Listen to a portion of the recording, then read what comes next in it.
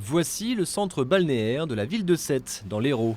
Autrefois très énergivore, aujourd'hui, dans le cadre d'un contrat de performance énergétique, les anciennes chaudières gaz ont été remplacées par des systèmes plus modernes.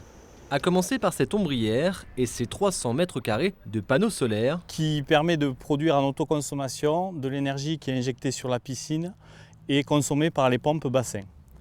La spécificité, c'est qu'elle est hybride.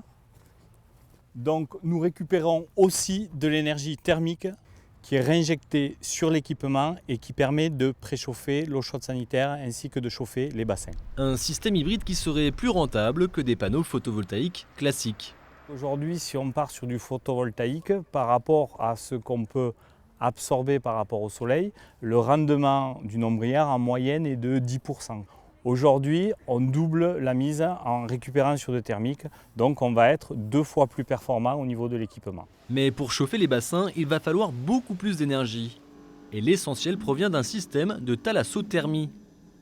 Il s'agit de puiser les calories qui se trouvent juste à côté du bâtiment, dans de l'eau de mer, grâce à 3 pompes à chaleur, dernier cri. Et ces machines nous permettent d'avoir de très bons rendements, appelés COP, qui peuvent varier entre 3 et 5. Pour imager, concrètement, je consomme 1 kW électrique, je peux restituer jusqu'à 5 kW. Enfin, une chaudière gaz à condensation pour combler les derniers besoins. Aujourd'hui, il y a 12% de la production qui est faite par le gaz via ces chaudières. Tout le reste est fait par des solutions vertes, PAC et Ombrière. Coût global de l'investissement, environ 1 million d'euros amortis selon les prévisions en à peine 8 ans. Grâce aux économies prévues sur la facture énergétique, mais pas seulement. L'opérateur Dalkia a des obligations contractuelles sur les quantités d'électricité à consommer et les quantités d'eau à consommer.